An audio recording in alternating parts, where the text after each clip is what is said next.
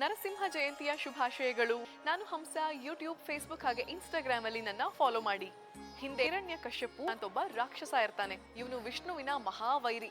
ಆದ್ರೆ ಅವನ ಮಗ ಪ್ರಹ್ಲಾದ ವಿಷ್ಣುವಿನ ಪರಮ ಭಕ್ತ. ಹಿರಣ್ಯಕಶ್ಯಪು ಬ್ರಹ್ಮನನ್ನ ಕುರಿತು ತಪಸ್ ಮಾಡ್ತಾರೆ. ತನಗೆ ಸಾವಿಲ್ದಿರೋ ಅಂತ ವರ ನೀಡು ಅಂತ ಕೇಳ್ಕೊಳ್ತಾರೆ. ಬ್ರಹ್ಮ ಅಂತ ವರ ಕೊಡೋದಿಕ್ಕೆ ಆಗೋದಿಲ್ಲ ಅಂದಾಗ, ಸರಿ ಹಾಗಿದ್ರೆ ತನಗೆ ಹಗಲು ಅಥವಾ ರಾತ್ರಿ, ಮನೆ ಒಳಗೆ ಅಥವಾ ಮನೆ ಹೊರಗೆ, ಮನುಷ್ಯ ಅಥವಾ ಪ್ರಾಣಿ, ಈ ಯಾರಿಂದಾನೂ ಸಾವು ಬರಬಾರ್ದು ಅಂತ ವರ ಪಡೆದಿರ್ತಾರೆ. ಹಿರಣ್ಯಕಶ್ಯಪು ತನ್ನನ್ನೇ ಪೂಜೆ ಮಾಡ್ಬೇಕು ಅಂತ ಎಷ್ಟೇ ಹೇಳಿದ್ರು ಕೂಡ ಅವನ ಮಾತನ್ನ ಕೇಳ್ತಿರೋದಿಲ್ಲ. ಹಾಗಾಗಿ ಪ್ರಹ್ಲಾದನ್ನ ಕೊಲ್ಬೇಕು ಅಂತ ಹಿರಣ್ಯಕಶ್ಯಪು ಏನೇನೋ ಮಾಡ್ತಾನೆ. ಪ್ರತಿ ಸಲಿ ಅವನು ಹರಿ ಧ್ಯಾನ ಮಾಡ್ತಾ ಆ ಕಷ್ಟಗಳಿಂದ ಪಾರಾಗ್ತಿರ್ತಾನೆ. ಹಿರಣ್ಯಕಶ್ಯಪು ಪ್ರಹ್ಲಾದನ ಮೇಲೆ ಕೋಪ ಮಾಡ್ಕೊಳ್ತಾರೆ.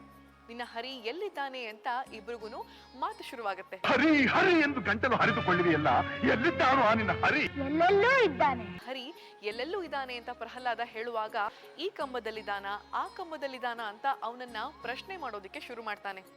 ಆಗ ಪುಟ್ಟ ಪ್ರಹ್ಲಾದ ಹರಿ ಎಲ್ಲೆಲ್ಲೂ ಇದ್ದಾನೆ ಅಂತ ಹೇಳ್ತಿದ್ದ ಹಾಗೇನೆ ತನ್ನ ಗದೆಯನ್ನ ತಗೊಂಡು ಹಿರಣ್ಯಕಶ್ಯಪು ಒಂದು ಕಂಬದ ಮೇಲೆ ಹೊಡಿತಾನೆ. ಆ ಕಂಬ ಸೀಳಿ ಅಲ್ಲಿಂದ ನರಸಿಂಹ ಹೊರಗೆ ಬರ್ತಾರೆ. ನರಸಿಂಹ ಅವತಾರದಲ್ಲಿ ಬೆಳಗ್ಗೆನೂ ಅಲ್ಲ, ರಾತ್ರಿನೂ ಅಲ್ಲ, ಸಂಜೆ, ಮನೆ ಒಳಗೂ ಅಲ್ಲ, ಹೊರಗೂ ಅಲ್ಲ, ಹೊಸಲಿನ ಮೇಲೆ, ಮನುಷ್ಯ ಪ್ರಾಣಿ ಎರಡೂ ಸೇರಿರುವಂತ ಅವತಾರದಲ್ಲಿ ನರಸಿಂಹ ಅವನನ್ನ ಸಂಹಾರ ಮಾಡ್ತಾರೆ.